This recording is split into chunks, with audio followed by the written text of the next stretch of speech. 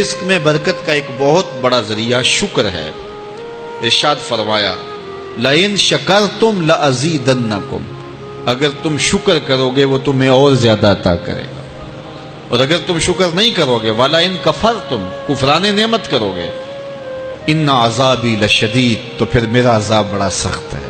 رزق کے اضافے کا ایک اور بہت بڑا سبب انفاق فی سبیل اللہ ہے۔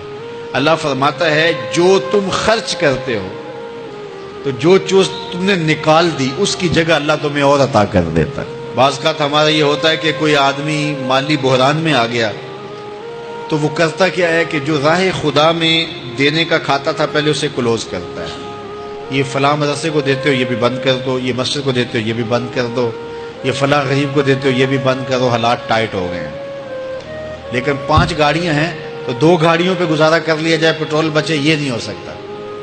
گھر کے لچھن وہی ہیں لیکن بند کہاں سے کیا؟ جہاں سے رزق آنا تھا۔ ہمیں تو یہ حکم دیا ہے جب رزق تنگ ہونے لگے صدقہ دے کے رب سے کاروبار کر لو، صدقے سے تمہارے رزق میں اضافہ ہوگا۔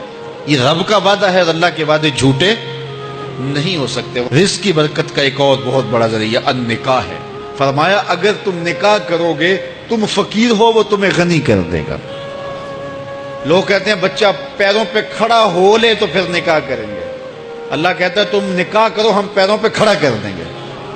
ہمارا فلسفہ اپنا ہے، اس کا حکم اپنا ہے۔ وہ کہتا ہے ابھی تو یہ اپنے لیے نہیں کماتا تو جو آئے گی اس کو کہاں سے کھلائے گا؟ میاں جس نے آنا ہے اس نے اپنا رزق لے کے آنا ہے۔ تو بچوں کی شادیاں کرو اگر وہ جوان ہو گئے رزق نصیب ہوگا۔ اپنے اہل خانہ کو نماز کے حکم دینے سے رزق بڑھتا ہے، کیونکہ جو صبح کا وقت ہوتا ہے یہ رزق کے بٹنے کا وقت ہوتا ہے، اور جس گھر میں صبح کے وقت لوگ سوئے ہوئے ہوتے ہیں وہاں بے برکتیاں ہوتی ہیں۔ تو طلوع فجر سے لے کر کے طلوع آفتاب تک اپنی اولاد کو، بیوی کو، بچوں کو نہ سونے دیں۔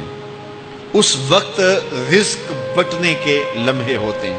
کثیر دعائیں مانگیں، تلاوت کلام مجید پڑھیں، اور نماز فجر مرد حضرات مسجدوں میں جا کے باجماعت ادا کریں، اور گھروں میں جو ہے وہ بیٹیاں بہنیں مصلے بچھا لیں تو اللہ کی رحمتوں کا نزول ہوگا۔ اب ایک حدیث میں رزق کے اضافے کا ایک اور نسخہ ارشاد کیا گیا۔ میرے حضور نے فرمایا جو شخص یہ چاہتا ہے کہ اس کے رزق میں برکتیں ہوں اور اس کی عمر میں اضافہ ہو تو وہ اپنے رشتہ داروں کے ساتھ سلوک اچھا کرے۔ رشتہ داروں کے ساتھ اگر اچھا سلوک کرو گے تو پھر تمہارے رزق میں برکت ہو۔ غریب ہیں تو ان کی مدد کرو، ان کی بیٹیوں کی شادیاں اپنے ذمے لے لو اگر اللہ نے آپ کو وسعت دی ہے، ان کی پریشانیاں بانٹ لو، ان کا قرضہ ہے تو اتارنے کی کوشش کرو، ان کو مشکلات سے نکالنے کی کوشش کرو۔ تم ان کو مشکلات سے نکالو گے اللہ تمہیں مشکلوں سے نکالے گا۔ تمہارے رزق میں بھی برکتیں ہوگی اور تمہارے مال میں بھی برکتیں ہوں۔ فرمایا بہتر صدقہ وہ ہے جو ناراض غریب رشتہ دار کو دیا جائے۔ اگر وہ پھنس گیا ہے، مجبور ہے، ناراض ہے، تو اس کو اگر دیں گے تمہارا نفس اس میں شامل نہیں ہوگا، تو یہ افضل صدقہ ہے جو ہر صورت میں قبول ہی قبول ہے۔ رزق کے اضافے کا ایک اور سبب الاحسان الی الضعفاء، جو کمزور لوگ ہیں ان کے ساتھ اس نے سلوک کرنا۔ الانفاق علی طلبۃ العلم، طالب علموں پہ خرچ کرنا، یہ بھی رزق میں اضافے کا سبب اور ذریعہ ہے۔ وہ حضرت بابا فرید نے کہا نا چھٹا رکن دین کا روٹی ہے۔ گھر میں کچھ نہ ہو تو پھر نہ نماز اور نہ ہی دیگر امور کی لذت آتی ہے، تو یہ رزق فراواں اور وسیع اور مبارک نصیب کر دے اللہ۔ تو اس کے لیے ایک اور وظیفہ میں دیتا ہوں، اور وہ یہ کہ مغرب کے بعد 21 مرتبہ سورۃ الکوثر پڑھ لیں، کثرت ہو جائے گی انشاءاللہ۔ اول خدوشی پڑھ لیں، 5-7 منٹ لگتے ہوں گے، تو سورہ کوثر 21 مرتبہ روزانہ مغرب کی نماز کے بعد پڑھیں، اور اگر بہت زیادہ مسائل ہیں تو ہر نماز کے بعد پڑھ لیں، تو انشاءاللہ آپ دیکھیں گے کہ گھر میں برکتیں اترتی محسوس ہوں گی، انوار کا نزول ہوتے محسوس کریں گے۔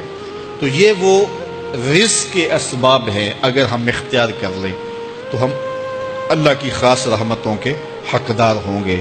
اللہ ہم سب کو رزق حلال، رزق وسیع، رزق سہل، رزق مبارک، رزق فراواں نصیب فرمائے۔